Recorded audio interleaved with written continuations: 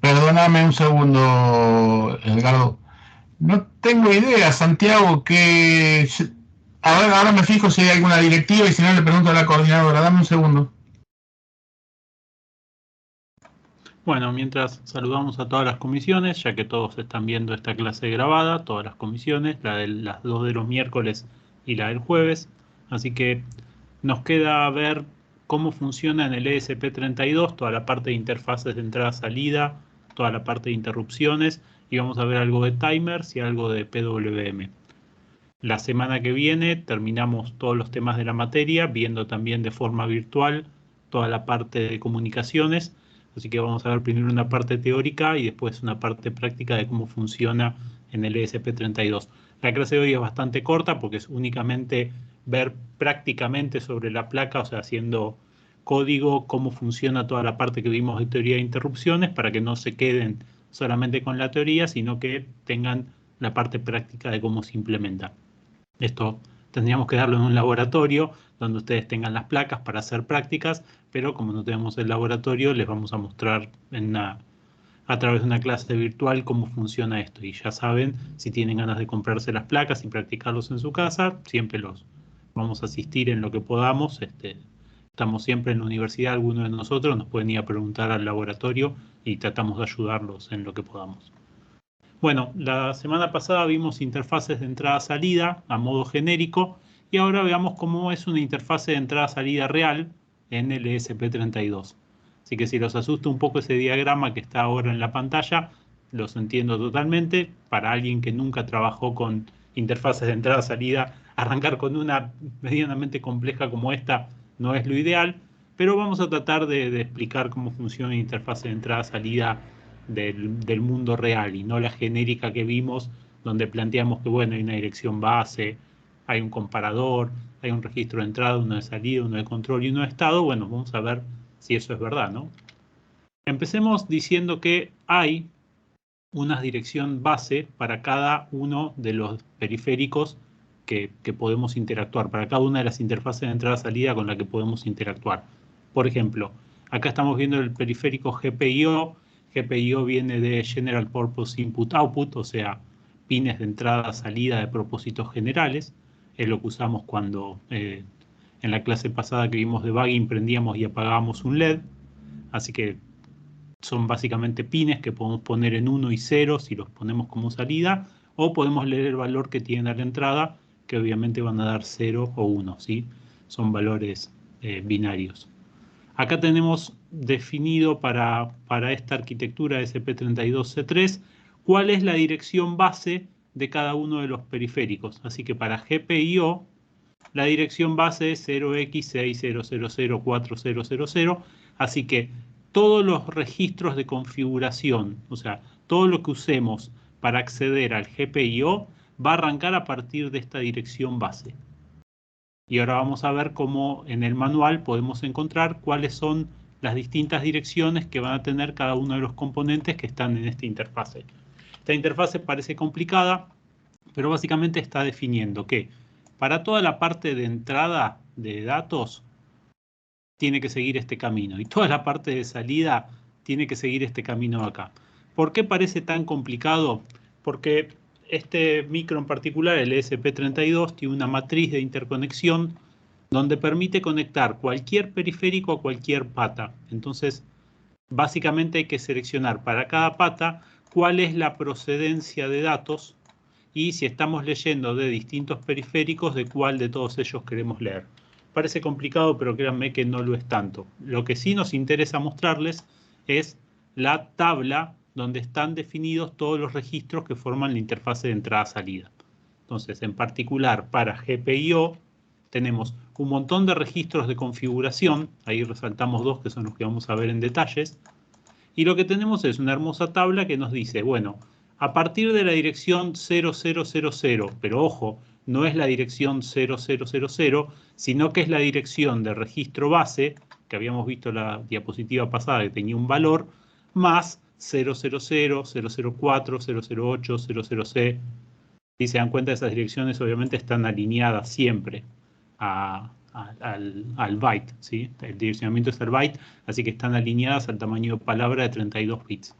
Así que si queremos acceder a la parte de configuración de, por ejemplo, el registro GPIO out W1TC register, eso va a estar en la dirección base más 0C.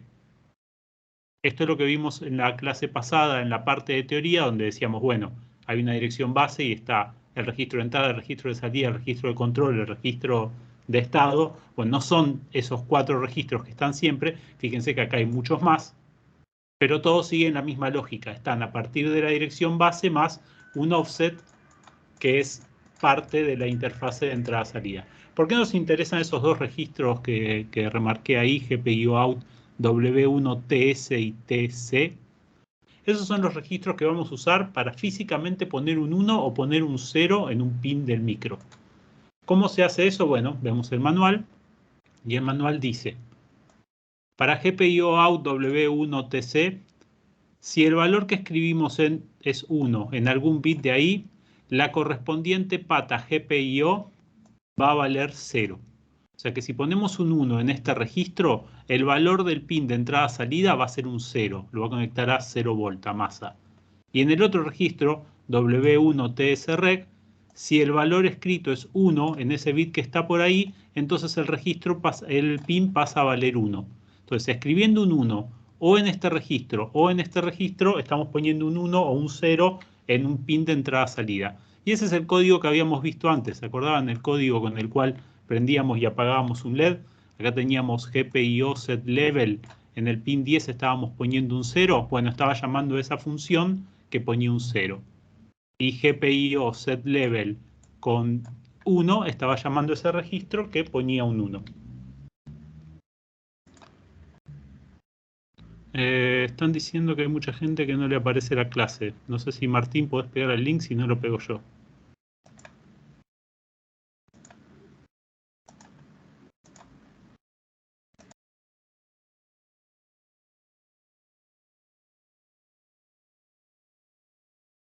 Bueno, listo, lo pegué yo. Bien, entonces, para que vean que no les mentimos, son complicadas algunas interfaces de entrada-salida a primera vista, pero en realidad lo único que nos importa saber es cuál es la dirección base, y luego de la dirección base lo que tenemos que saber es cuál de todos los registros queremos acceder, y siempre hay una tabla que indica cuáles son todos los registros, cuál es la función que cumple. ¿Sí? Acá dice claramente GPIO output set register, set es poner en 1, output clear register, clear es poner en 0. Así que GPIO, estos 2 registros que están acá, en el manual especifica qué es lo que hace cada uno de esos registros. Solamente como para que vean que no les mentimos tanto durante la teoría. Pero vamos a la parte de la clase de hoy que es más interesante, que es excepciones, interrupciones y traps. Vuelven a aparecer las marquitas estas rojas, que son las que dicen que esto es importante y que lo podemos tomar en el parcial. Así que me imagino que ahora van a empezar a prestar atención. ¿Qué son las excepciones, qué son los traps y qué son las interrupciones? En la definición de RISC-V, en el PDF que explica toda la arquitectura, en la sección 1.3, ahora en la versión nueva, 1.6, está definido como Exceptions, Traps and Interrupts, aclara lo siguiente. Para RISC-V se define como una excepción a una condición inusual que se produce durante la ejecución de una instrucción. O sea, ejecutamos una instrucción y ocurre algo. Ocurre algo que no tenía que ocurrir, algo inusual. A eso se lo llama excepción. Por ejemplo, se ejecuta una instrucción break, que es el breakpoint de software que vimos la otra vez. O se accede a una dirección de manera no alineada y la microarquitectura no soporta accesos no alineados. La instrucción es una instrucción válida. Vamos a suponer que es un load o es un store en una instrucción no alineada. No es una instrucción que no existe o algo inválido. Estamos tratando de acceder a una dirección de memoria. Pasa que lo hacemos de forma no alineada y eso es una excepción porque no debería ocurrir. Pero es una excepción que se produce durante la ejecución de una instrucción en particular. Yo fui a ejecutar una instrucción y hubo una falla. Entonces ahora tengo que lidiar con esa falla. En muchas arquitecturas, por ejemplo, el caso más común es dividir por 0. Yo estoy haciendo una división, estoy llamando a la función div, a la instrucción div. La instrucción div divide. Si yo divido por 0, está mal. No debería ocurrir. Entonces, si yo no detecté previamente que iba a dividir por 0 y me mandé a dividir por 0, se produce una excepción. En el caso particular de RISC-V no genera una excepción en la división por 0 porque lo maneja de otra forma. Esa es la lógica de la gente que implementó RISC-V, así que si les interesa saber cómo lo manejan, pueden leer la página 44 del manual, 44 y 45, dice cómo detectar esa condición sin hacer una excepción. Pero eso es una excepción. Una excepción es, vamos a ejecutar una instrucción y se produjo un fallo. Otra cosa es tener una interrupción. Una interrupción, como vimos la semana pasada, es un evento asincrónico externo. O sea, llega una señal que quiere avisarnos de que ocurrió algo con un periférico al cual le tenemos que prestar atención. Ahora, puede ser atendido o no ser atendido dependiendo de ciertos registros, en particular registro mStatus, y hay unos bits de MIE y MIP con el cual podemos prender o apagar las interrupciones. ¿Sí? Puede ser que llegue la interrupción, pero que nosotros la tengamos apagada, entonces no le prestemos atención a lo que ocurre con la interrupción. Ahora, la diferencia es, una excepción se produce siempre que se termine de ejecutar una instrucción porque se produjo algo con la instrucción que se ejecutó. Ahora, la interrupción, nosotros venimos ejecutando código normalmente y en algún momento llega. No sabemos cuándo va a llegar, es totalmente asincrónico y externo a la ejecución del programa. Tanto en el caso de una excepción como de una interrupción, la cual atendemos, se atrapa a la misma y eso se llama trap, según la definición de RISC-V. Así que cuando lo vean en sistemas operativos, pregúntenle a sus docentes de sistemas operativos cuál es la definición que tienen ellos. Para nosotros que vemos RISC-V, trap es la acción de manejar o de tomar el control en el momento que se produce una excepción o una interrupción. A eso se lo conoce como trap. Y lo que ocurre es que se transfiere de manera sincrónica el control de la CPU a una rutina, o sea, a un segmento de código que se va a encargar de manejar ese trap, ¿sí? de atrapar qué fue lo que ocurrió. Ahora, se produce una interrupción. ¿Cómo sabemos cuál es? O se produce una excepción. ¿Cómo sabemos cuál es la excepción que ocurrió? Para poder saberlo, la arquitectura define ciertos registros que son específicos en donde vamos a leer ciertos valores que nos van a permitirnos darnos cuenta de cuál fue el evento que ocurrió, cuál fue la excepción o cuál fue la interrupción. Estos registros no son los registros que tenemos en la arquitectura, en el register file, como X0, X1, X2 y el program counter. Son registros que son accesibles al programador, pero que no son los registros aritméticos lógicos para trabajar. Son registros que cumplen una tarea muy específica, que es la que vamos a ver a continuación. Por ejemplo, existe un registro que se llama MEPC. Este registro almacena el valor del program counter cuando se produjo la excepción o la interrupción. El valor de cuál era la instrucción que se estaba ejecutando. ¿Para qué se les ocurre que nos puede servir este valor? En el caso de una excepción, por ejemplo. Era para retornar, ¿no? Una vez que resolvías, saber a dónde volvías. Bueno, en este caso particular te guarda la dirección de la instrucción que falló, así que si llegás a volver exactamente al mismo lugar, vas a volver a disparar la excepción. Pero te sirve para saber qué fue lo que pasó, o sea, cuál fue la instrucción que falló. O sea, vos en algún momento tenés que determinar, bueno, ¿qué fue lo que falló? Porque no sé cuál de todas las instrucciones fallaron. ¿Cómo sé qué instrucción estaba ejecutando el momento que falló? Bueno, es donde estaba apuntando el PC. Así que me fijo qué hay almacenado en la dirección donde estaba apuntando el PC y ya sé cuál es la instrucción que falló. O sea, literalmente está guardada la instrucción ahí, con todos sus datos. Ahora, si bien nosotros podemos saber cuál es la instrucción que falló, vamos a suponer que vamos y leemos que es un load. Pero ¿y por qué falló ese load? Si es un load que está correcto, o sea, no hubiese habido forma de codificarlo mal, no hubiese sido un load. Ejecutamos un load y falló, por ejemplo. Falló porque la dirección no estaba alineada. Entonces se produjo una falla de tipo 4, load address misaligned. Nosotros sabemos que en la dirección apuntada por el PC hay un load word, pero no sabemos por qué falló.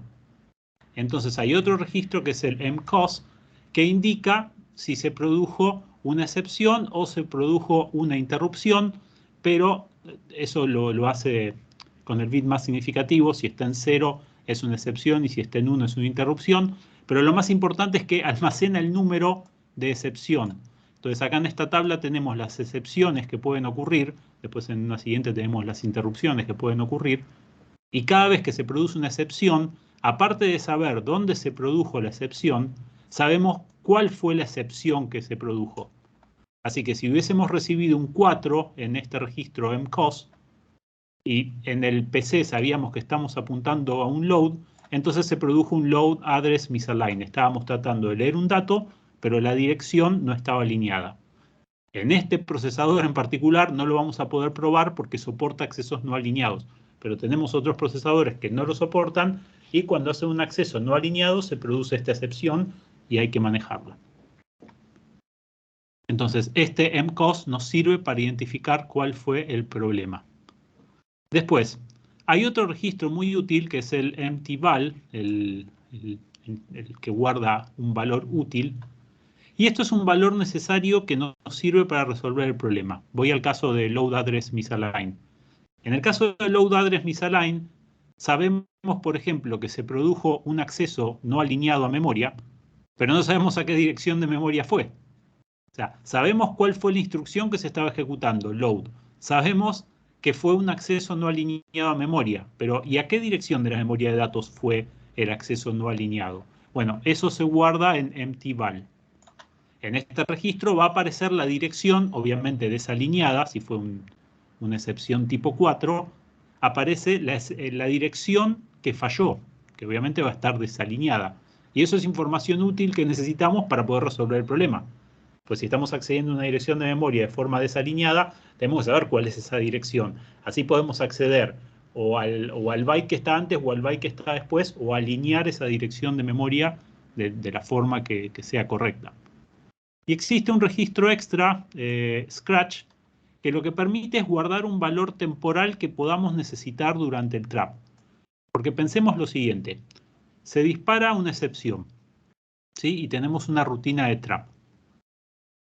Nosotros vamos a ejecutar código de esa rutina de trap, la estamos escribiendo nosotros para resolver cuál es el problema. Cuando ustedes programaban en Assembler, ¿dónde almacenaban datos temporales? En los registros de la CPU.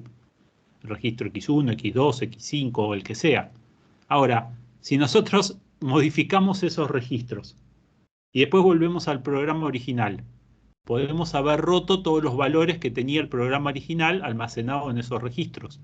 Así que, evidentemente, vamos a tener que guardar todos los registros de propósito general en el stack antes de ejecutar la rutina de trap. Y cuando retorna la rutina de trap, tiene que restaurar los registros originales. Pero hay un problema. Nosotros lo vamos a guardar en el stack. Pero ¿qué pasa si tenemos que guardar también la dirección original del stack? Porque tenemos que ir a otra área de memoria para usar otro stack alternativo. Bueno, nos va a pasar que vamos a necesitar un lugar extra para guardar un dato auxiliar. Y ese lugar es el mscratch.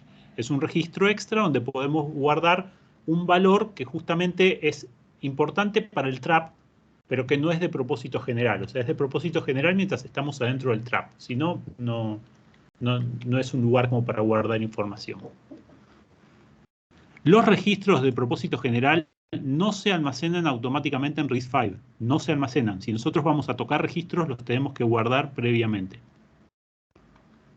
Para retornar del trap, tenemos que ir a la dirección que estaba almacenada en el PC, o sea, en el MEPC, o en realidad a esta dirección más 4, que es donde está la siguiente instrucción.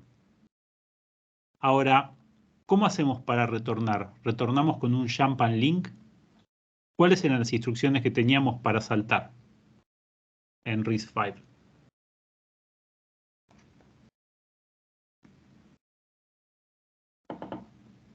Assembler, RISC-V. Teníamos dos instrucciones para saltar. ¿Cuáles eran? Branch.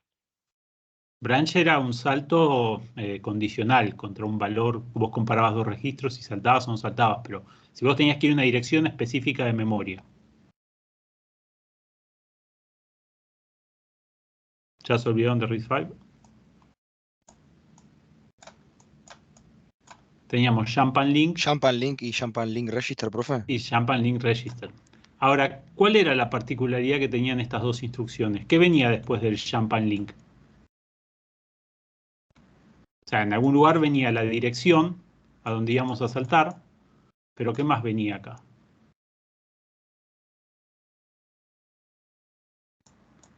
X1. Venía la dirección de retorno. O sea, la dirección donde íbamos a retornar si era un llamado a una subrutina. Por Dios, díganme que se acuerden de esto. Ahora, si yo retorno de un trap con Champagne Link y acá en esta dirección pongo la dirección que estaba almacenado en MEPC más 4. Estoy guardando la dirección de retorno del trap en X1, así que estoy rompiendo el valor que estaba en X1. Con lo cual no puedo volver de un trap con un Champagne Link y mucho menos con un Champagne Link Register. Así que para retornar de un trap existe una instrucción especial que se llama mret. Y mret lo que hace es automáticamente toma el valor que está almacenado en MEPC y salta esa dirección. Obviamente lo vamos a tener que hacer MEPC más 4 previamente o MEPC con la dirección que nosotros queramos que retorne si queremos que retorne un lugar fijo. ¿Sí? Si es un sistema operativo y se produce una excepción porque está accediendo a memoria, el programa está accediendo a memoria que está prohibida. ¿Y queremos volver al lugar donde estaba accediendo a la memoria prohibida? No, queremos ir al shell del sistema operativo y matar la aplicación que está tratando de acceder a memoria no permitida. Entonces no es que siempre vamos a volver al lugar donde se produjo la excepción. Si es una excepción porque el programa está haciendo algo ilegal, lo queremos terminar e ir al shell o al administrador del sistema operativo que sea. Así que con mret, a donde esté apuntando MEPC, mret va a saltar a ese lugar. ¿Dudas con esto?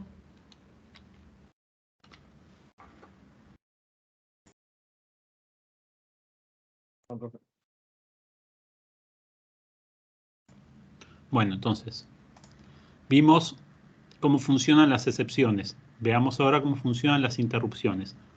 Las interrupciones en RISC-V son vectorizadas. Esto lo vimos en la teoría, pero ahora lo vamos a repasar un poco más. En realidad tienen dos formas de trabajar las interrupciones de RISC-V. Hay un registro que se llama mtvec, donde se almacena la dirección de comienzo del vector de interrupciones. Ahora, antes de ir a esa parte, los dos bits menos significativos de ese registro mtvec indican el modo de operación que vamos a utilizar para las interrupciones en RISC-V. Y hay dos modos. Si bien se utilizan 2 bits y se podrían definir 4 modos, hay 2 que son reservados, que todavía no están implementados, y hay 2 modos que están implementados hoy en día en RISC-V. Uno es el modo directo. Cuando estamos trabajando en modo directo en RISC-V, cualquier excepción o interrupción que ocurra va a ser manejada por la dirección mtvec 0. mtvec es un registro y en este registro se almacena una dirección, la dirección de comienzo de un vector. ¿Qué contiene ese vector? Ese vector contiene instrucciones. En cada posición del vector va a haber una instrucción. Y entonces, si hay una instrucción, hay mtvec sub 0 es una instrucción, mtvec sub 1 es otra instrucción, sub 2 es otra instrucción, sub 3 es otra instrucción. Si trabajamos en modo directo, no importa lo que ocurra, sea una excepción o una interrupción, se va a ejecutar la instrucción almacenada en mtvec sub 0. Y a partir de ahí el programador tiene que tratar de determinar qué fue lo que pasó. Obviamente tiene todos los otros registros que vimos anteriormente con toda la información de qué fue lo que pasó. Pero independientemente de que haya sido una excepción o una interrupción, en modo directo hay una única rutina para atender las excepciones o las interrupciones. Obvio que este es el modo más sencillo de implementar, es el modo que menos utiliza el hardware. El otro modo, que es el modo vectorizado, en este caso, si se produjo una excepción, va a ejecutar mtvec sub 0, pero si se produjo una interrupción, entonces se va a ejecutar mtvec y va a ser el mcos, o sea, el número de interrupción por 4, obviamente, porque está alineado a la palabra. Entonces, en este vector mtvec, dependiendo de cuál fue el número de interrupción que se produjo, se van a ejecutar distintas instrucciones que están almacenadas en mtvec. Entonces, ¿cuáles son las distintas interrupciones que pueden pasar? Bueno, La interrupción número 0 es una interrupción de software creada por el usuario. La interrupción sub 4 es una interrupción de timer. La interrupción sub 8 es una interrupción externa, una IRQ externa, que es algún periférico que nos está interrumpiendo. Esto parece un poquito confuso, pero créanme que no es muy complicado. Ahora, nosotros tenemos un bit que podemos utilizar para apagar todas las interrupciones. Obviamente las excepciones no se pueden apagar, porque tenemos que lidiar sí o sí con las excepciones. Tienen prioridad absoluta. Si ocurre que estoy tratando de hacer un acceso no alineado, el programa no puede continuar hasta que no arreglo ese problema. En cambio, las interrupciones, por ahí en algún momento no me interesa estar atendiendo interrupciones.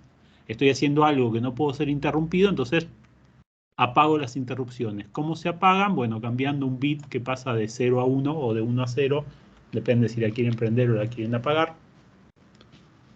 Lo remarcamos ahí donde hay que tocar ese bit en particular. Ahora, RISC-V soporta niveles de privilegio, o sea, hay cierto hardware que está limitado según el privilegio que nosotros tenemos. Y eso es porque si estamos corriendo programas y esos programas tienen un sistema operativo, el sistema operativo tiene que tener más privilegios que un programa de usuario, ya que el sistema operativo controla todo el hardware y por ahí queremos limitar que los programas de usuarios no accedan a todo el hardware. Entonces, RISC-V define 3 niveles de privilegios. El nivel usuario, que es el más bajo, el nivel supervisor, que es el nivel de sistema operativo, y el nivel de máquina, que está todavía más arriba del nivel de sistema operativo, que es cuando necesitamos tener acceso total al hardware todavía arriba del sistema operativo. Ahora, nosotros en esta materia no estamos trabajando con sistemas operativos. Así que, ¿cuál se les ocurre que va a ser el nivel en el cual vamos a trabajar todo el tiempo? El supervisor. ¿Cómo te gusta limitarte? Vos seguís la frase del tío Ben que dice que con grandes poderes vienen grandes responsabilidades. Yo usaría Obvio, el profe. nivel de máquina, que es el que tiene más privilegios. Es como que te subís a un avión y te digo, mira, el avión está vacío, podés viajar en primera, en business o en económica, y vos me elegís business. Obvio, profe. Tenés que Sí, ir, el alma de la fe. tenés que ir a primera. Bueno, nosotros vamos a trabajar todo a nivel de máquina, así que cuando veamos los ejemplos, están todos en nivel de máquina, pero podríamos tener distintos niveles y limitarnos a usar otros niveles, ¿sí? Bien, hay 3 tipos de interrupciones que pueden ocurrir. Pueden ocurrir interrupciones de software, interrupciones de timer o interrupciones externas. Las interrupciones de software son generados por códigos que escriben en el controlador programable de interrupciones. La clase pasada vimos que las PCs x86 tienen un chip, que es el controlador programable de interrupciones, que permite definir, primero permite expandir la cantidad de IRQs que tienen las computadoras, inclusive se pueden poner varios de esos controladores programables de interrupciones en cascada y expandir muchísimo más la cantidad de interrupciones, pero aparte se podían definir las prioridades que tenían las interrupciones. Bueno, en RISC-V pasa lo mismo, nada más que en vez de llamarse PIC se llama CLINT, y algo que tiene este CLINT es que permite que el software genere interrupciones propias, y esto es muy útil en sistemas operativos cuando estamos transfiriendo control desde un programa supervisor a machine o de supervisor a usuario, cosas por el estilo. Tiene más que ver con sistemas operativos, así que acá no le vamos a dar mucha bola, pero sí le vamos a dar mucha atención a timer y externa. El segundo caso de interrupciones que podemos tener son interrupciones de timer, que se producen justamente cuando hay un evento de timer que requiere atención. Así que estas sí las vamos a ver cómo se implementan. Y con las cuales vamos a empezar son las interrupciones externas, las IRQs que vienen de periféricos que están conectados a la CPU. Y se producen porque hay un dispositivo o un periférico que está interrumpiendo. Entonces, en el caso del ESP32, todo esto está definido en un archivo que se llama vectors.s, que ahora voy a pasar a abrir. Espérenme un segundo.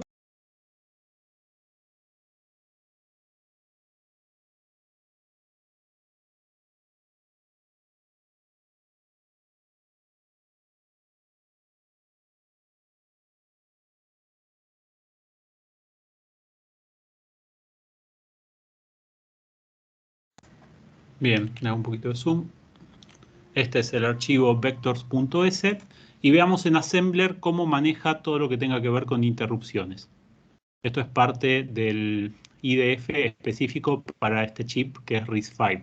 Si buscan en SP32 hay otros chips que no son RISC-V, van a tener archivos que son parecidos pero que no son iguales. Lo primero que vamos a ver es la tabla de interrupciones. Dijimos que existía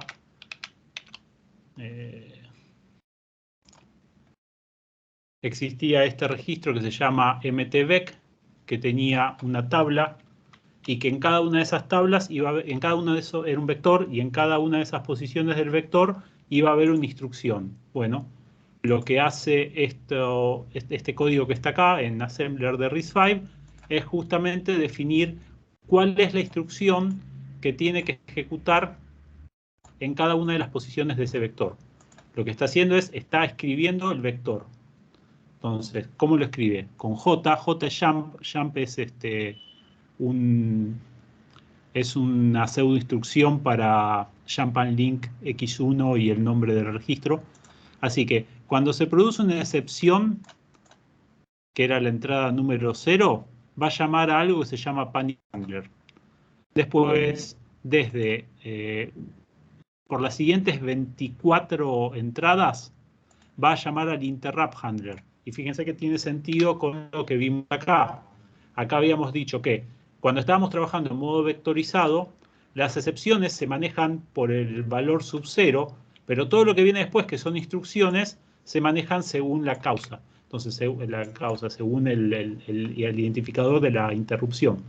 Entonces, para las siguientes 24 entradas que tiene la tabla, va a llamar a algo que se llama interrupt handler para todos. Y ahí adentro se va a tener que fijar cuál fue la interrupción que ocurrió. Luego hay un par que siguen manejadas como excepciones, que son particulares de esta arquitectura de SP32, y las últimas terminan con interrupciones, pero en definitiva, todo esto que está acá es una tabla con todas instrucciones de salto. Salto a panic handler, salto a interrupt handler, salto a panic handler. ¿Qué es panic handler y qué es interrupt handler? Bueno, lo tenemos acá. Si estamos en panic handler, tenemos que resolver cuál fue la excepción que ocurrió con la ejecución del programa. Así que lo primero que hacemos es llamamos a una macro que se llama save general regs. Y esa macro save general regs está acá arriba. ¿Y qué es lo que hace esta macro que está acá? Agarra cada uno de los registros y los almacena en el stack pointer. ¿Por qué hace esto?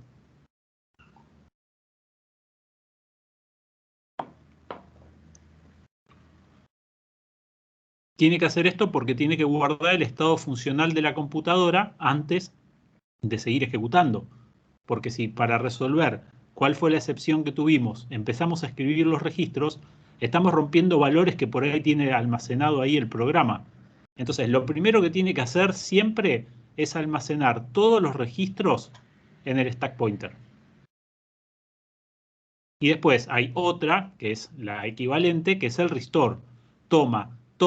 Hace load, toma todos los valores del stack pointer en el orden en el que fueron entrando y los deposita en los registros originales. Así que tenemos una macro que guarda todo en el stack pointer y otra macro que recupera todo el stack pointer. Así que estábamos en el panic handler.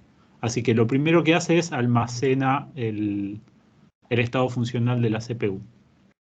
Y luego, con cierta lógica escrita en Assembler, va a leer cuál fue la causa que produjo la excepción y cuando sepa cuál es la causa, va a terminar saltando a una función para definir qué es lo que tiene que hacer, si puede volver o no puede volver.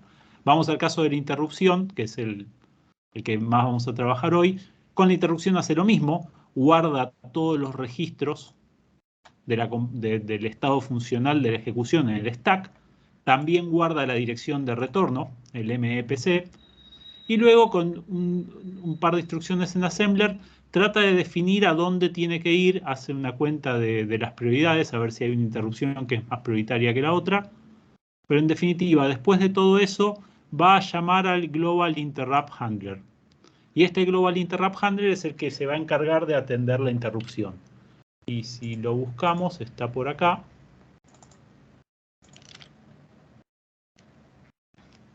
Bien, ¿qué hace Global Interrupt Handler?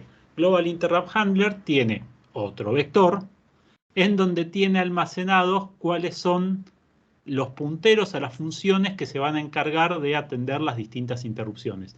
Así que tengan presente esto, Global Interrupt Handler, porque hoy cuando ejecutemos con el debugger paso a paso interrupciones, vamos a ver que nosotros nos vamos a meter en esta lista a través de un llamado a una biblioteca del sistema, y cuando queramos atender una interrupción, este Global Interrupt Handler es el que nos va a llamar y va a ejecutar la instrucción. Así que un par de cosas para tener en la cabeza, pero ahora lo vamos a ver en el código, va a ser creo que un poco más sencillo. Así que hagamos un programa que maneje una interrupción externa, ¿sí? Que es la más sencilla, porque le vamos a conectar un botón y apretando el botón vamos a hacer que se dispare una interrupción. Podemos leer por GPIO los valores de los botones sin interrupciones, pero vamos a generar una interrupción que nos lleva a la clase de hoy. Para trabajar con interrupciones hay que llamar un par de bibliotecas del sistema. Por ejemplo, GPIO set interrupt type. Esto lo que va a definir es qué tipo de interrupción vamos a manejar. Y los tipos de interrupción están definidos acá a la derecha. Podemos apagar la interrupción. Podemos decir que la interrupción se va a producir cuando en un pin en particular, ¿sí? Ahí tenemos un botón que está conectado, cuando en ese pin ve un rising edge, o sea, cuando ve un flanco ascendente. Entonces, si queremos que se produzca una interrupción cuando se ve un flanco ascendente en ese pin, entonces vamos a tener que definir este tipo. Ahora, por ahí nos interesa que se produzca una interrupción cuando tenemos un flanco descendente. Así que si tenemos un flanco descendente, hay que usar este tipo que está acá. Ahora, también podemos que se genere una interrupción, sea ascendente o sea descendente. Así que ahí le ponemos any edge, sea ascendente o sea descendente. También puede ser que queramos que se esté disparando la interrupción mientras el nivel se mantenga bajo. O sea, mientras esté en 0, queremos que se esté produciendo una interrupción. O el equivalente cuando el nivel esté en alto. Así que todas estas son las distintas opciones que podemos elegir para configurar cuándo queremos que ese botón nos interrumpa. La que usemos va a depender de, obviamente, la aplicación en la que estemos trabajando. Después, hay una instrucción con la cual vamos a decirle que cree las llamadas necesarias en ese vector de interrupciones. En realidad lo que vamos a hacer es, primero le vamos a pasar un 0 como para que se inicialice en blanco, y después con una instrucción GPIO y SR Handler le vamos a decir, para un pin en particular, vamos a definir una función que tiene que ser llamada por el sistema cada vez que se produzca la interrupción que nosotros programamos. Ahora, esa función tiene que estar almacenada en la memoria RAM de instrucciones. No puede estar almacenada en la memoria flash de instrucciones, porque al ser una interrupción, lo más probable es que tengamos que atenderla rápido. Y si tiene que saltar a código que no está rápido en la memoria RAM, sino que tiene que traerlo de la flash, probablemente perdamos el evento. Así que van a ver esta palabra definida como una macro con la cual le vamos a decir al compilador esta instrucción en particular, esta función en particular la tenés que guardar en la memoria RAM de instrucciones. No la podés guardar en la memoria flash de instrucciones. Esto es algo particular de este micro que permite ejecutar directamente desde la memoria flash. Así que veamos cómo hacer un programa que atienda una interrupción. Entonces, ahora es un poquito distinto al que vimos en la clase pasada. Vamos a tener ya una función extra, que es la función que se va a disparar cada vez que se produzca la interrupción. Y en la parte de inicialización vamos a tener que definir cuál es el tipo de interrupción que queremos que se produzca. Así que empecemos primero con la entrada y la definición de la entrada y la salida. Tenemos un LED conectado, así que ese lo definimos como salida.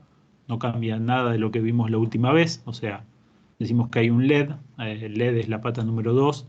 El botón lo tengo conectado en la pata número 10.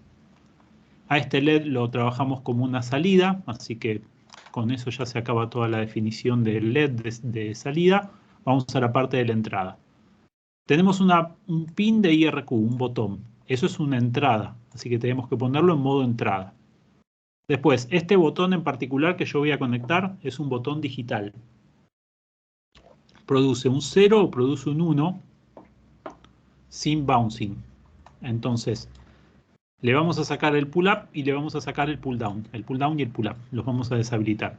Si no entienden qué es eso, no se preocupen, lo vemos en la materia anterior a esta.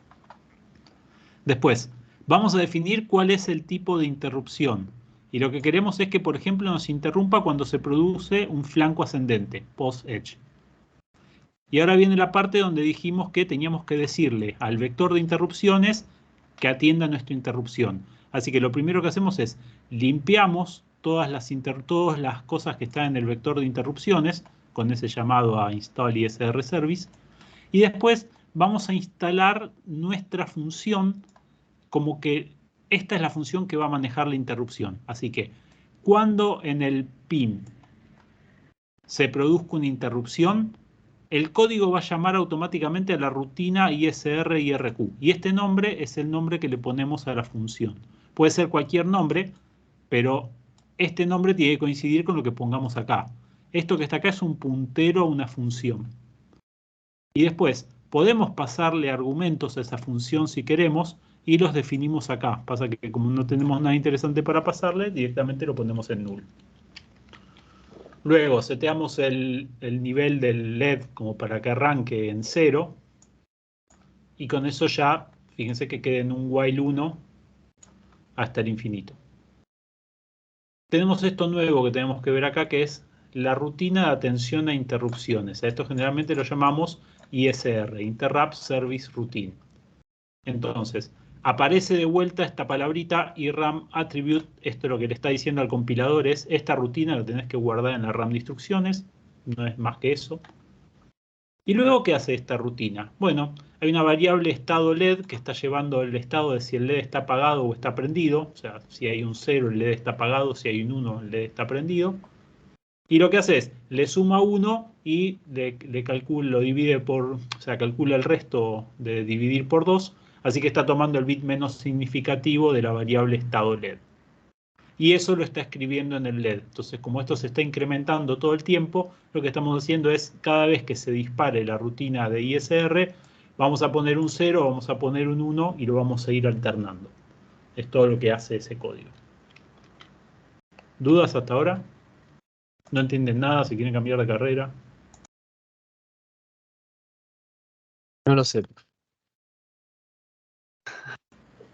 Bien. Vamos al código a ver para que sea un poquito más entretenido. Entonces acá tenemos ese mismo código. Lo vamos a ensamblar.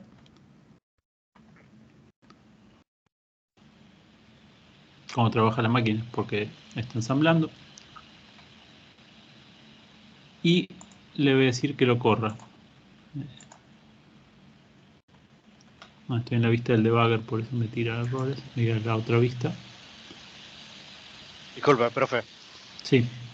Básicamente mirándolo y lo que entendí es lo siguiente. Bueno, lo primero obviamente que se hace es por decirlo de alguna manera, el backup de los registros al start pointer para evitar algún problema. Cuando se ejecuta la interrupción, lo que hace es esa función que es calcular el resto. Y ese resultado del resto, que puede ser 0 o 1 dependiendo de lo que dé, eso es lo que se envía a la salida y es lo que va a hacer que el LED se prenda o se apague, ¿correcto? Exactamente eso. Bien. Y lo vamos a ver. Entonces acá tengo la placa de la otra vez, tengo un LED amarillo que está ahí conectado y acá lo que tengo son botones digitales, ¿sí? Así que voy a tocar el botón 4. Perdón, ahí el 4. Fíjense que cuando toco el botón 4, me cuesta mostrarlo en la cámara y tocarlo, ahí. Fíjense que cuando aprieto el botón 4, se prende y se apaga el LED. ¿Sí? Así que funciona de la forma en la que nosotros dijimos que tenía que funcionar. Ahora, lo lindo de tener un debugger es que podemos ver toda la secuencia de ejecución. Así que vamos a sacarle provecho a tener una placa que tiene debugger. ¿Sí? Esta es la ventaja que tenemos nosotros contra la gente que programa en Arduino, que tiene que estar reintentando hasta que las cosas le funcionen. Nosotros tenemos un debugger, así que vamos a utilizar el debugger. Voy a poner un breakpoint en la primera instrucción de la rutina de atención de interrupciones. Así que voy a poner stop, voy a pasar al modo debug y voy a llamar al debugger.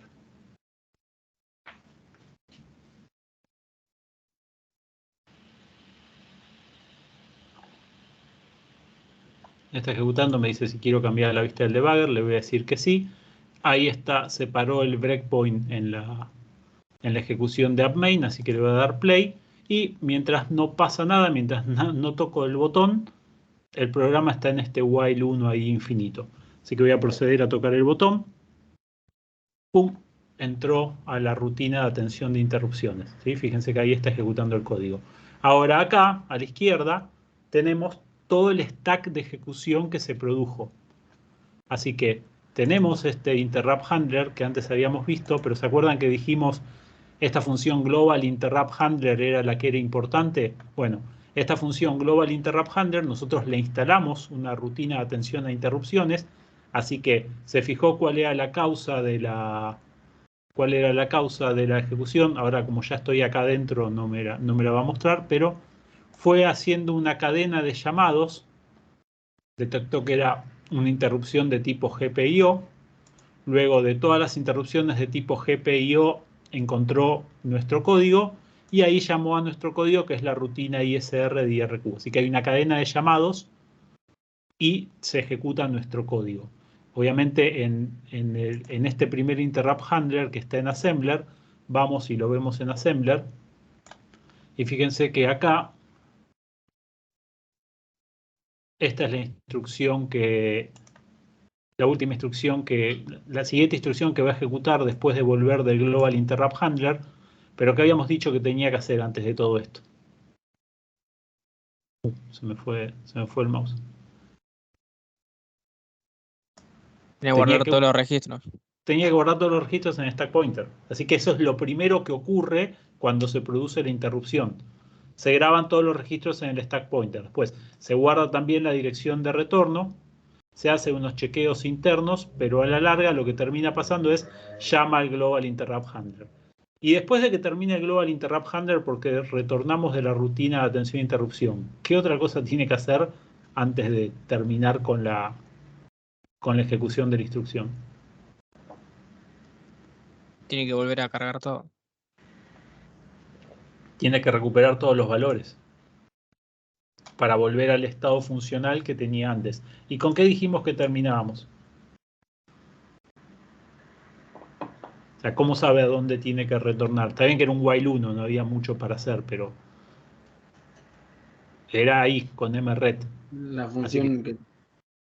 Esa instrucción, mret, va a retornar a donde esté apuntando el PC. De hecho, no sé si acá puedo poner un breakpoint, estoy casi seguro que no.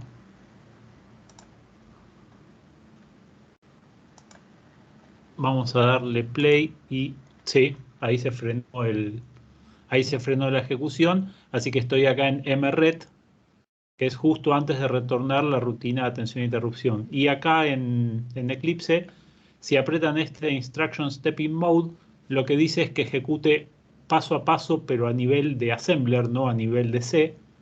Así que si seguimos ejecutando, fíjense que volvemos acá, que estamos en el while 1, que era lo que estaba ejecutando permanentemente. O sea que efectivamente volvió al main que nosotros estábamos. Así que si le doy play, sigue ejecutando, toco el botoncito de vuelta.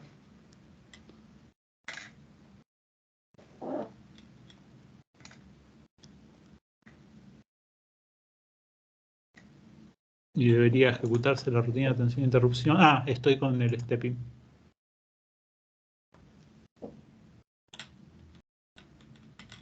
Bueno, debe haber quedado el debugger por ahí.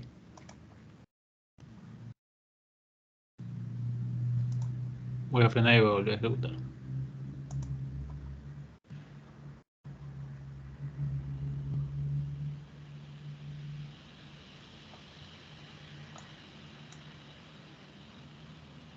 Bien, estamos ejecutando de vuelta y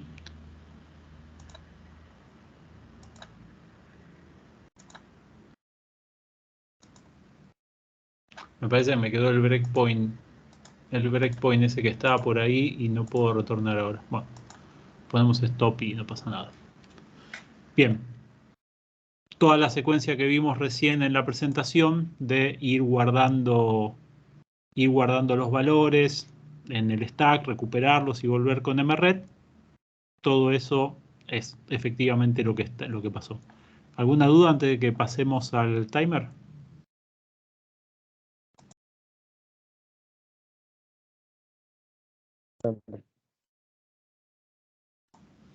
Queda una cosa más antes de terminar, que es, ¿qué pasa si mientras estamos atendiendo una IRQ, viene otra IRQ? Lo que puede, o sea, si yo aprieto el botón 2 veces y todavía no terminé de atender la instrucción, la IRQ original. Bueno, no puede ingresar otra IRQ de la misma prioridad mientras estamos atendiendo una. Si ingresa otra IRQ, va a quedar encolada y se va a atender después de que se termine de ejecutar la instrucción original. Así que fíjense que acá vamos a expandir esta rutina ISR, le vamos a poner un contador que se decremente a 0 y que se quede ahí en un while, que no es infinito, pero que se quede ahí en un while un tiempo largo, que más o menos con esos valores en esta placa da 8 segundos. Entonces vamos a ver qué pasa si interrumpimos y estamos esperando 8 segundos en la rutina de atención a interrupciones y volvemos a generar otra interrupción. Así que para hacer eso, acá no.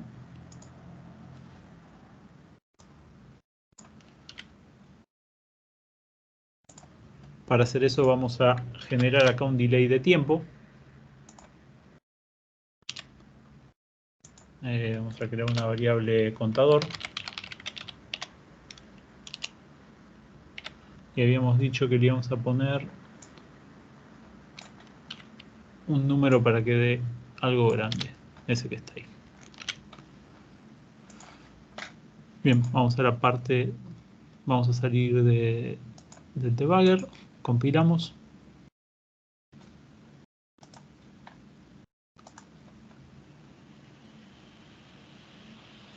Y ahora vamos a debugger.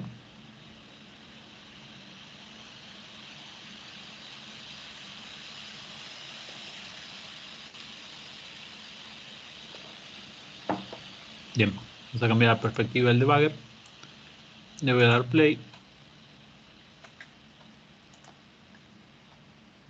Este mred de acá me quedó.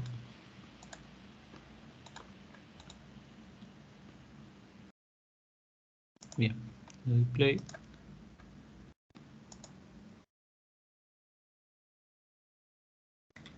Apreté el botón, entró a la rutina de ISR, obviamente tengo el debugger ahí frenado. Si le doy play y espero,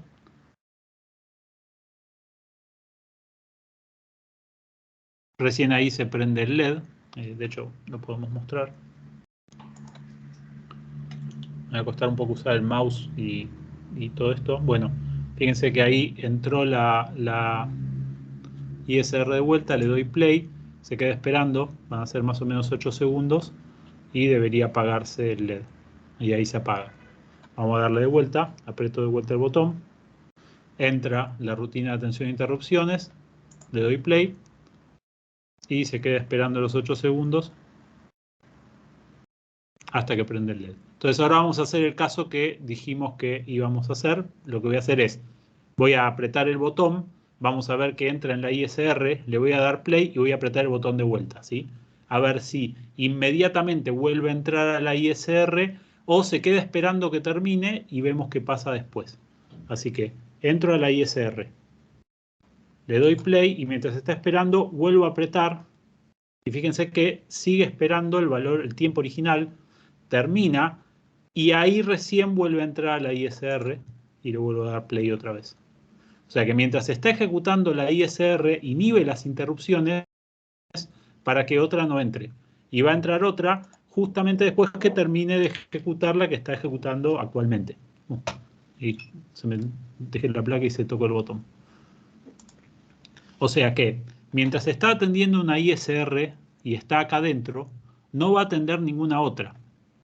Por ende, necesitamos que los códigos que se ejecutan dentro de la rutina de atención e interrupción sean lo más cortos posibles. Tienen que levantar un flag, reconocer alguna condición, hacer algo muy cortito no podemos estar 8 segundos dentro de una rutina de atención e interrupción. ¿Sí? Esto es una muy mala práctica. ¿Dudas con esto?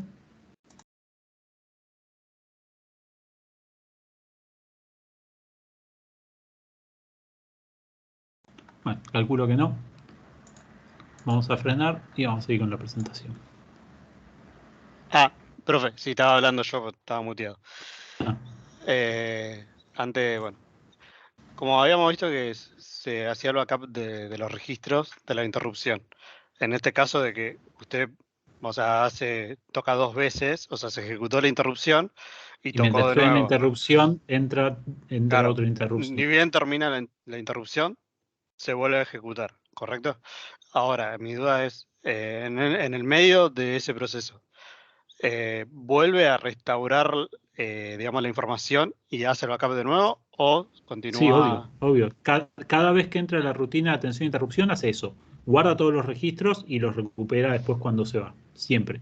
siempre? O sea, que Aunque tenga una encolada, hace lo mismo, sí. Ah, ok, listo. La secuencia es la misma. De hecho, lo que ocurre es, vuelve a donde tiene que volver y ahí ve que hay otra interrupción y la vuelve a ejecutar. Y entonces vuelve a toda la rutina, toda la secuencia de vuelta.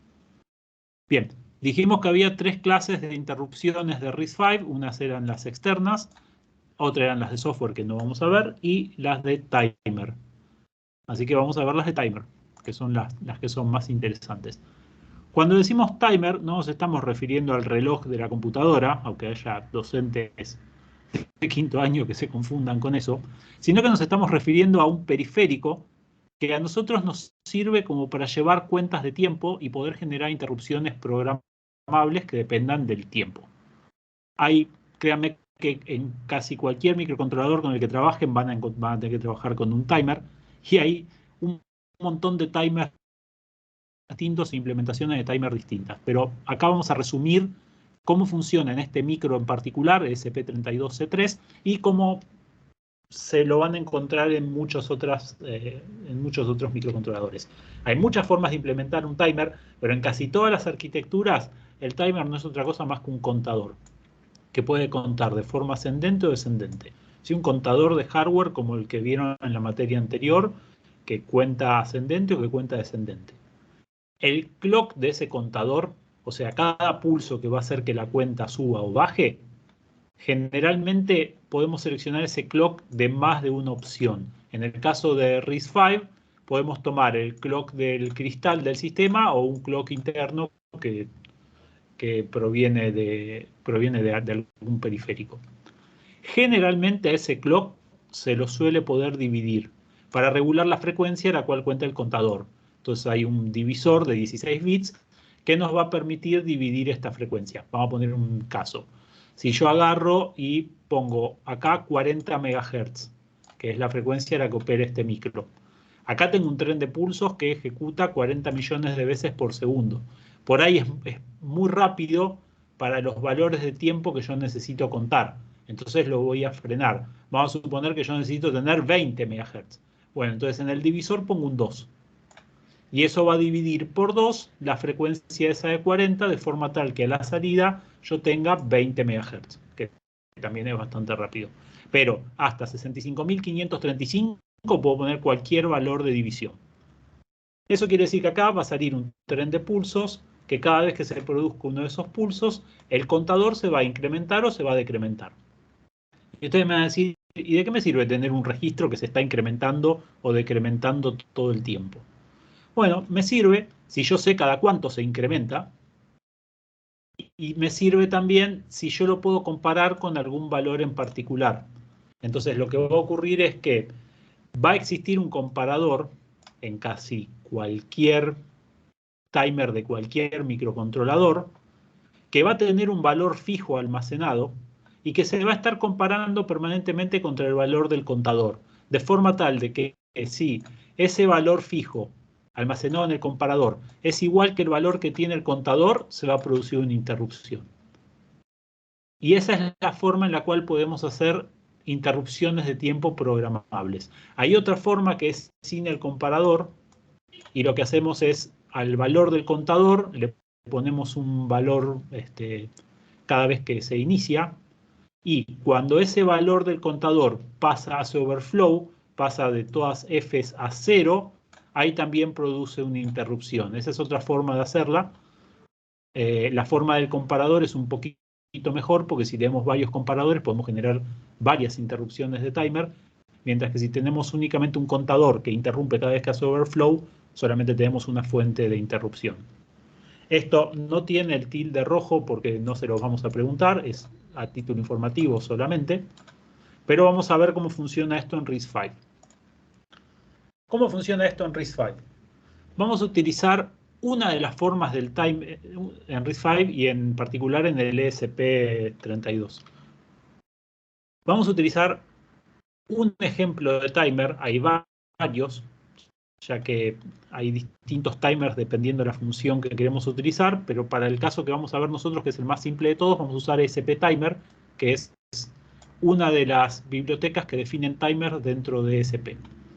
Para utilizar esta función, esta biblioteca ESP-Timer, es bastante sencillo el programa.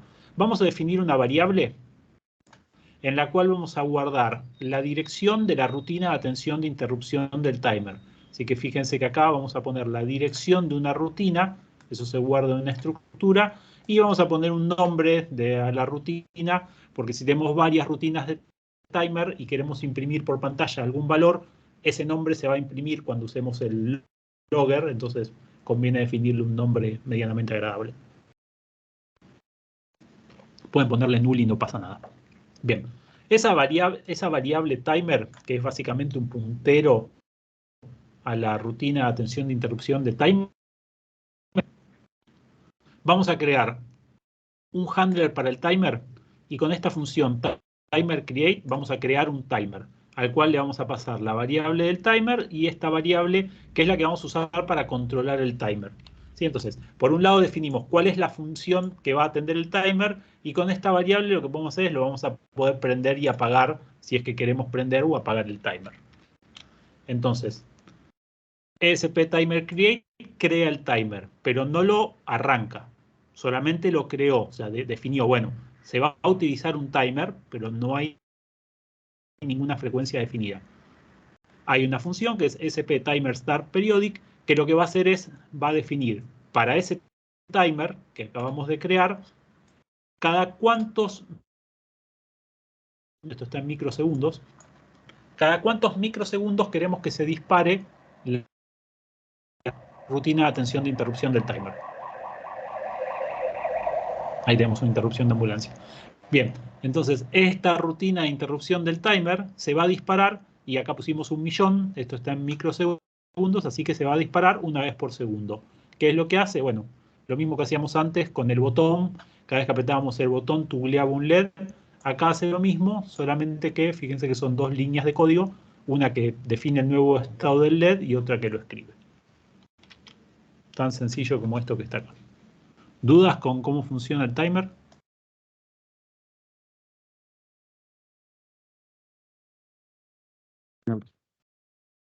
No.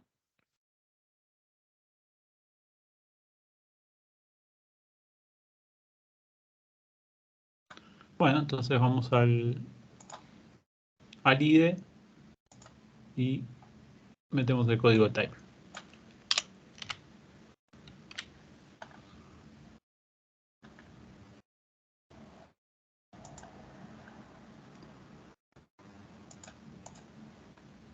Bien, entonces seguimos modificando el mismo ejemplo que teníamos antes. Teníamos toda la parte del GPIO para el botón. Y ahora lo que le agregamos es la parte del timer, que es esta que está acá. A ver si puedo hacer un poquito de zoom. Bueno, no soporta mucho zoom. Entonces, creamos las dos variables del timer y lo ponemos aquí interrumpe una vez por segundo. Y agregamos esta función para que se dispare cada un segundo. Ustedes van a decir, esa función le falta el IRAM attribute. Y eso es porque esta clase de timers en particular, que se crean con ESP-Timer, no necesariamente tiene que estar en la memoria RAM de instrucciones. Porque son timers que maneja el sistema operativo que tiene detrás esto, que es un FreeRTOS. Entonces son timers más a modo usuario, no tanto a modo hardware, y como podemos usar para crear un montón de estos timers, son los más útiles cuando ustedes empiezan a programar. Si necesitan hacer algo que tenga precisión mayor que microsegundos, o sea que esté en nanosegundos, bueno, ya tienen que meterse con los registros y tocarle el timer a mano. Acá, para esto que es bastante pavo, y sobre todo si es la primera vez que utilizan un timer, vamos a utilizar esta que es la versión más sencilla. Así que le doy play para que descargue.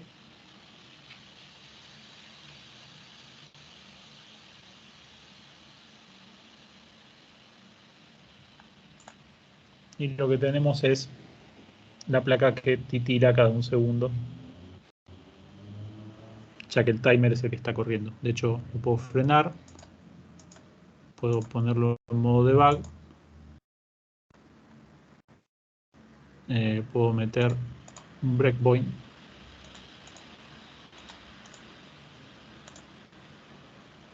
le doy play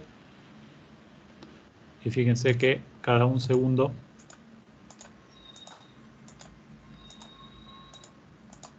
se ejecuta el timer.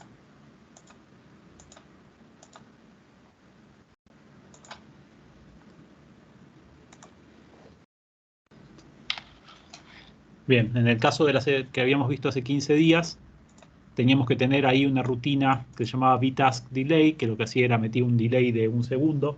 Durante ese tiempo el procesador no podía hacer nada. Fíjense que ahora, una vez por segundo se va a disparar el timer y nos permite tomar una acción. De vuelta, no podemos tardar mucho tiempo dentro de la rutina de ISR, tiene que ser bastante rápida. En el while podemos estar haciendo cualquier otra cosa mientras se está ejecutando el timer. ¿Dudas hasta acá? Bastante pavo, ¿no?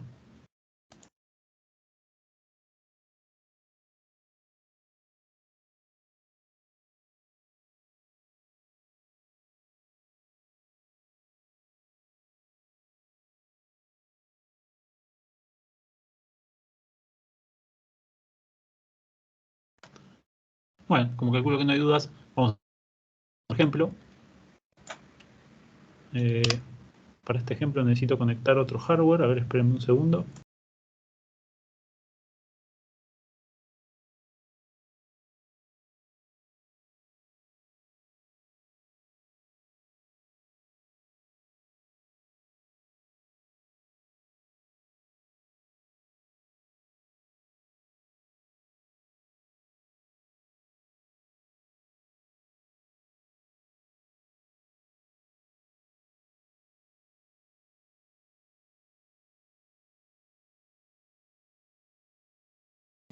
Bien, tenemos otro ejemplo donde vamos a hacer un reloj. En este reloj vamos a conectar TM1637, que es un modulito 7 segmentos de Arduino. Espérenme que lo corro para estar seguro que funciona todo bien y después analizar quién es como corresponden.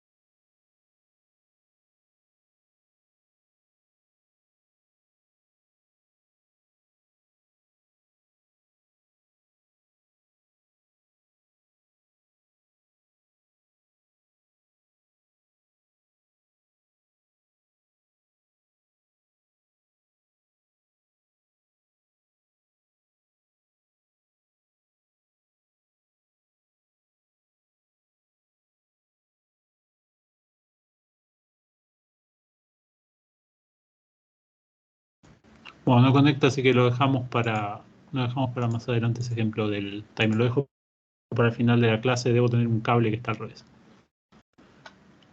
Vamos con la presentación de vuelta, así no nos demoramos más. Bien, timers.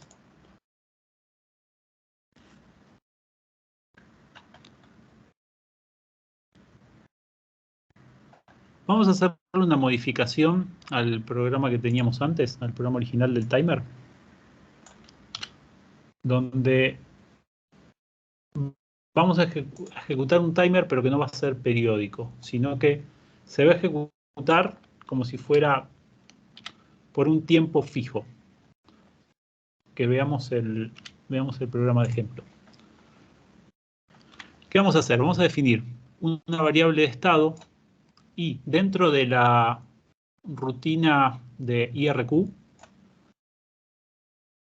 vamos a levantar un flag y vamos a poner el LED en 1. ¿Sí? Cuando aprieto el botón, lo que vamos a hacer, vamos a poner el LED en 1 y voy a levantar un flag. ¿Qué va a ocurrir durante el while 1 en la ejecución? Vamos a estar leyendo ese flag. Si ese flag pasó a 1, lo vamos a poner en 0 y vamos a encender el timer, pero no lo vamos a encender de forma periódica, sino que vamos a usar este modo que se llama one shot. Se va a ejecutar el timer durante 5 segundos y luego, o sea, va a esperar 5 segundos y luego de 5 segundos se va a ejecutar la ISR. Es como que estamos ejecutando con un delay. Y cuando se ejecuta la ISR, lo que hacemos es ponemos el pin en 0. ¿Sí? Una modificación bastante sencilla. Así que vamos a tener una variable de estado.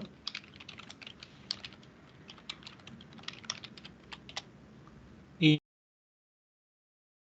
ya era estado, le íbamos a poner en 1.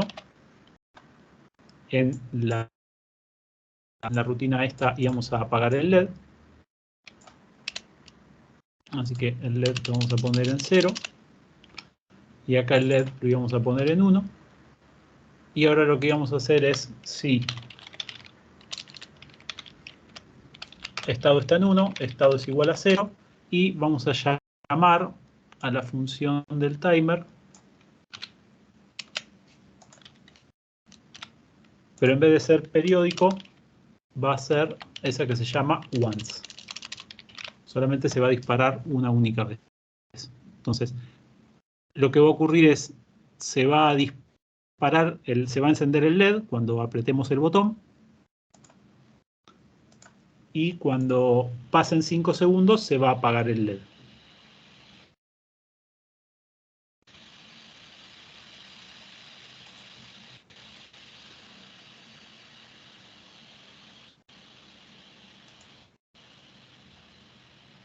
Así que como para que me crean que esto está funcionando, está todo apagado. Voy a tocar el botón para que se prenda el LED. Toco el botón, se prende el LED. Y después de 5 segundos se debería apagar. Se apaga. Así que esta es otra forma de usar el timer. Es la forma de alarma. O sea, agarramos y decimos, dentro de tantos segundos me tenés que interrumpir. Y se va a disparar esa interrupción y no se va a volver a disparar periódicamente. Es otra de las formas que tienen de utilizar el timer en el ESP32, que es bastante útil si están programando una alarma. Me van a preguntar, acá podemos poner cualquier valor y hay un límite. Esa es una variable de, vamos a ir a ver. Bueno, deberíamos poder ir a ver la declaración.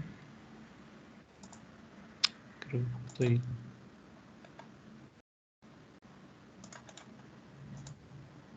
Bien. Es de 64 bits, así que 2 a la 64 microsegundos es el valor máximo que pueden llegar. Es un valor bastante grande. ¿Dudas con esto? No, profe. Bien, entonces, bastante fácil. Bien, último tema del día, PWM. PWM es una aplicación particular que podemos hacer con ese timer que acabamos de ver. El PWM es el acrónimo de Pulse Width Modulation, o sea, modulación por ancho de pulso.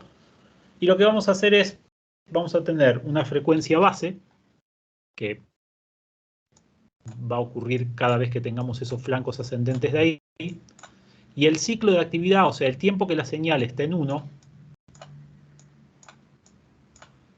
va a ser un valor que nosotros podemos definir y que vamos a poder programar. Entonces, fíjense que acá el 25% del tiempo la señal está en 1 y el 75% restante está en 0. Y eso se repite cada vez. 25, 75, 25, 75, 25, 75. Ahora, en esta señal que está acá abajo, el 50% del tiempo está en 1 y el 50% del tiempo está en 0. Y en esta que tenemos acá, el 75% del tiempo está en 1 y el 25% del tiempo está en 0. ¿Para qué nos puede servir una señal con esa característica? ¿Sí? Una señal periódica donde estamos variando el ciclo de actividad. Bueno, justamente uno de los casos es dimerizar un LED, hacer que un LED tome menos brillo, brille menos. ¿Por qué? Y porque estamos haciendo que el tiempo que está energizado sea menos.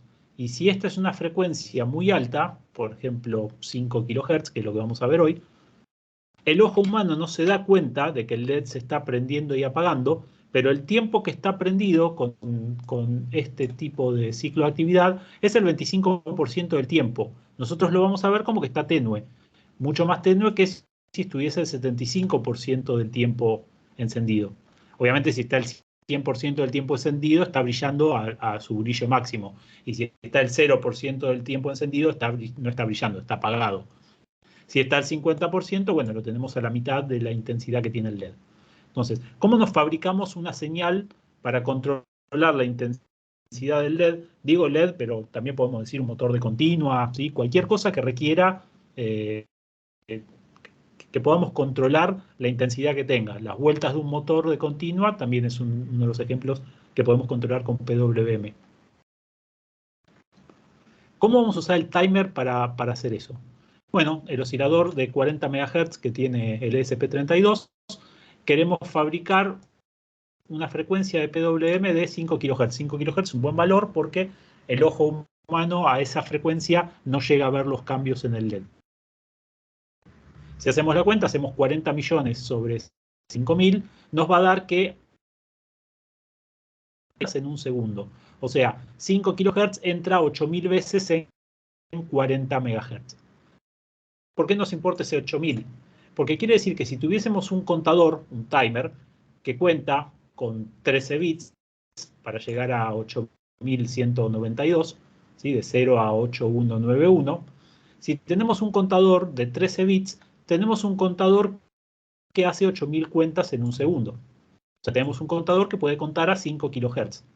Entonces, vamos a conectar un flip-flop RS, que ya está dentro del micro, no es que vamos a tener que agregar uno de esos. ¿Se acuerdan qué pasaba con el flip-flop RS? Si poníamos un 1 en R, en S, el LED se ponía en 1, la salida Q se ponía en 1. Si poníamos un 1 en R, la salida se ponía en 0 y se apagaba el LED. Lo que nunca podíamos tener era 1 y 1, si esto era el estado prohibido en el RS con compuerta NOR. Así que vamos a tener ese contador contando todo el tiempo, y cuando el contador sea igual a 0, va a haber un circuito que va a estar comparando 0 contra el valor del contador, y si eso es así, va a poner un 1 en S y va a hacer que el valor del LED tome 1. O sea, si estamos al comienzo del ciclo, acá el contador va a valer 0 y vamos a poner un 1 el valor de salida. Luego el contador va a seguir contando, va a contar, y vamos a tener un registro que va a ser el registro que vamos a usar para comparar. Más o menos la mitad de 8.102, bueno, la mitad debería ser 4.096. 25, vamos a tomar uno menos. Si en este registro ponemos 4.095, ese 4.095 ingresa al comparador, el valor del contador ingresa también acá, de forma tal de que cuando el contador esté en 4.095, que es la mitad del tiempo, el 50%, vamos a poner un 1 en R, justo cuando el contador llegue a este valor, que es el mismo valor que está acá abajo, con lo cual el LED se va a poner en 0. Así que fíjense que tenemos, cuando el contador está en 0, el valor del LED pasa a 1. Y cuando el contador está en 4.095, el valor del LED pasa a 0. Así que, cambiando el valor que tenemos acá en registro, podemos generar estos ciclos de actividad en el valor que nosotros queramos. ¿Sí? Si lo dejamos en 8191, va a estar el 100% del tiempo en 1. ¿Se entiende cómo funciona el PWM? Como con un hardware muy sencillo, que es un timer y una señal que maneja un LED o que maneja un motor o algo por el estilo.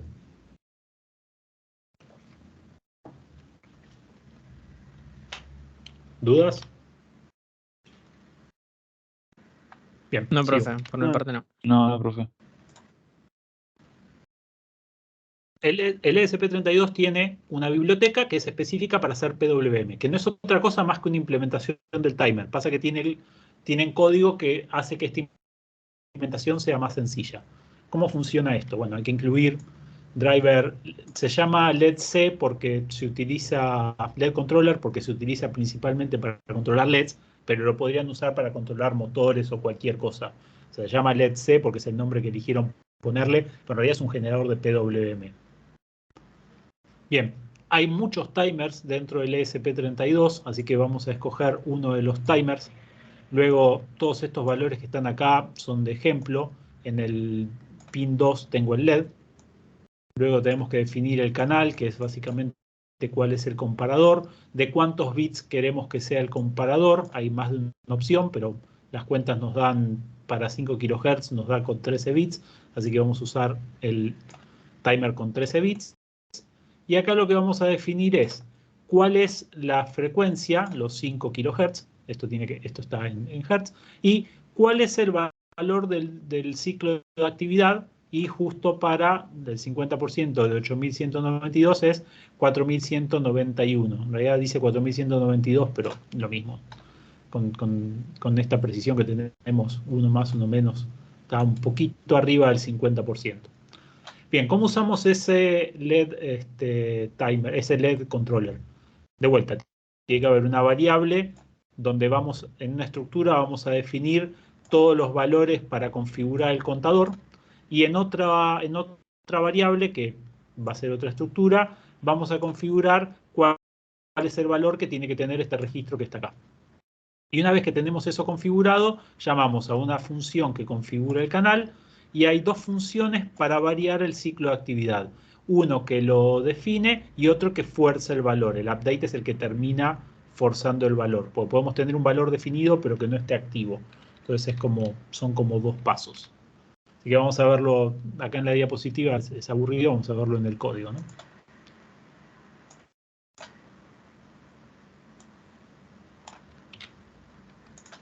Así que PWM, voy a pasar al modo este.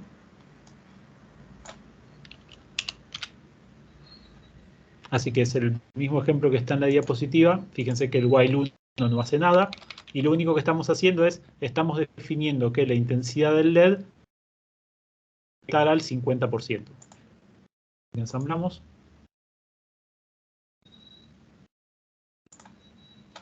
Ejecuto. Y si todo sale bien.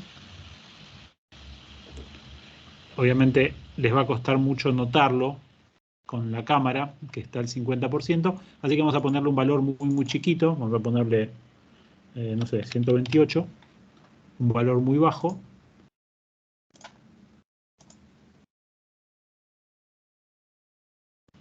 Y debería estar bastante atenuado ahora cuando corra.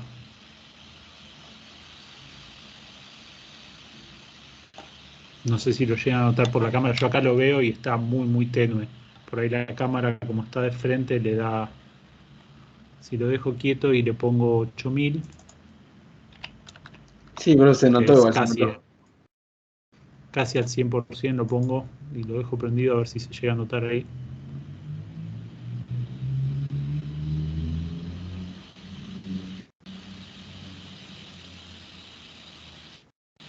Ahí calculo que se nota que brilla un poco más.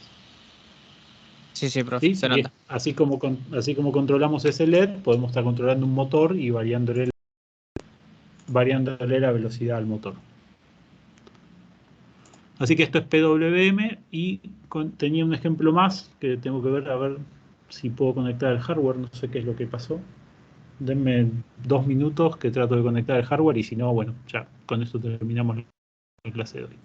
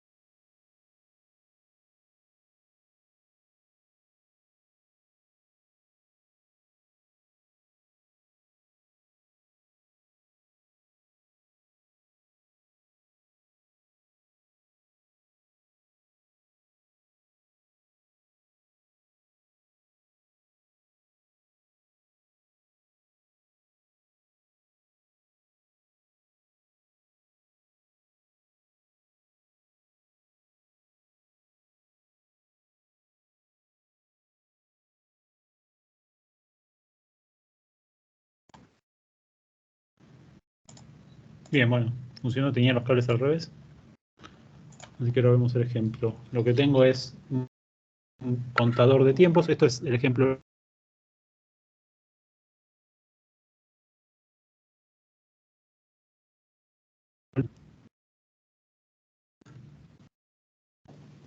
Profe, se ve Estoy como de medio vuelta. ¿Me ven trabado. todos? Se ve como medio trabado.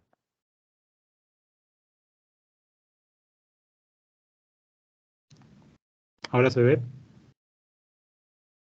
Se ve, profe, pero anda un poco lagueado el video y también el audio.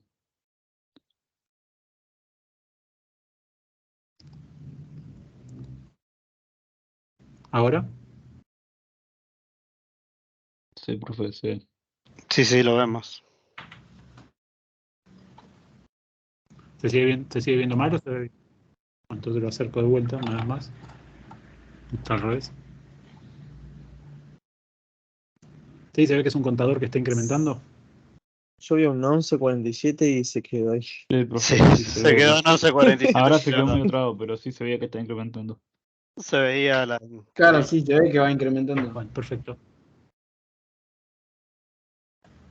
Bueno, esto no es otra cosa más que un caso particular del time, la interrupción de la rutina de ISR, y lo que hacemos es en una variable llevamos los segundos, en otra llevamos los minutos. Cuando los segundos llegan a 59 incrementamos los minutos, así que cuenta como si fuera un reloj. Y cada vez que actualiza el valor, que es una vez por segundo, levanta un flag enviar. Y cuando se produce ese flag enviar, una función de la biblioteca esta TM1637, que es la que se encarga de manejar estos display 7 segmentos tipo reloj, y viaja por un protocolo de comunicaciones que es parecido al I²C. Pasa que, si bien tenemos el código de cómo funciona la transmisión de los 7 segmentos, es tema de la semana que viene, en la parte de comunicaciones en I²C, así que mucho no me quiero meter, pero ya, con el timer se pueden hacer muchas cosas, no solamente un reloj, pero es como la herramienta principal en cualquier sistema que ustedes desarrollen, que sea de tipo embebido o de tiempo real. El timer es la herramienta que seguro van a tener que aprender a usar. Cambia un poco la programación, sobre todo si están acostumbrados a programar en Arduino y a llamar a función sleep para que demore tiempos. Cuando están trabajando con timers, tienen que estar trabajando con procesos sincrónicos y sincronizarlos con flags, con banderas y cosas por el estilo. En la materia que sigue, de aprender cómo hacer esa comunicación entre procesos y rutinas de interrupción y el código de un programa principal. Acá se los mostramos a modo de ejemplo. De vuelta, si tuviésemos un laboratorio donde pudiéramos hacer prácticas, les daríamos hardware como los displays 7 segmentos, sensores que tenemos, sensores de temperatura, motores, cosas por el estilo, para que ustedes, usando los timers y usando las interrupciones, puedan hacer proyectos. Pero bueno, esta cursada en particular no tuvimos acceso al laboratorio, así que les mostramos el código, se los vamos a subir si quieren a GitHub para que lo utilicen, si quieren comprar las placas, y si les interesa usar algún sensor o hacer algún proyecto, nos avisan y tratamos de ayudarlos. Así que hasta acá llegamos con la clase de hoy. La semana que viene es feriado el lunes, pero la clase la vamos a dar igual porque tenemos que cerrar. Es la última clase antes del parcial, así que vamos a estar respondiendo dudas y vamos a dar toda la parte de comunicación teórica y toda la parte de comunicación. Todo lo que veamos de comunicaciones, como queda una semana para el parcial, no va a entrar en el parcial, pero sí puede entrar en el final. Así que ejercicios de transmisión serie, donde les hacemos calcular baud rates y cosas por el estilo, en el parcial no los vamos a tomar porque lo vamos a dar y a la hora lo vamos a estar tomando, no les vamos a dar tiempo para practicar, pero en el final puede estar, así que no se pierdan la clase porque si se la llevan esos temas. Profe, ¿Alguna duda o ya cerramos la clase? profe, primero se le escuchó medio entrecortado y segundo, no viene de mi parte, pero bueno, los compañeros nos animan. La parte B del trabajo de unidad de memoria, si entra en el parcial.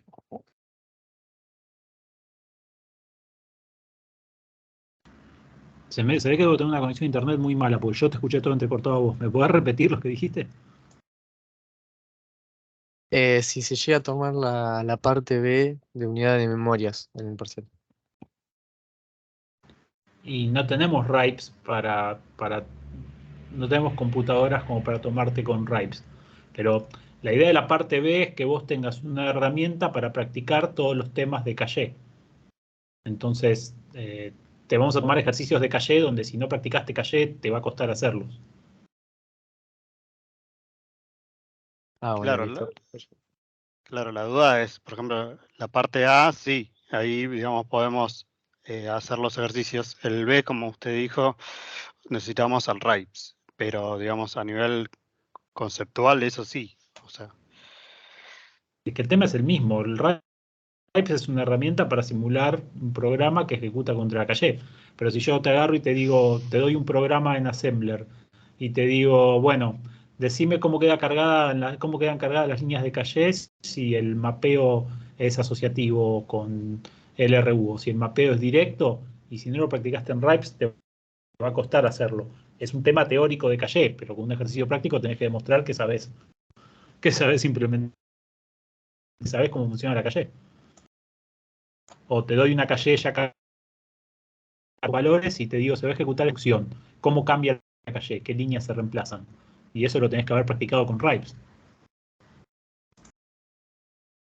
Ok, gracias.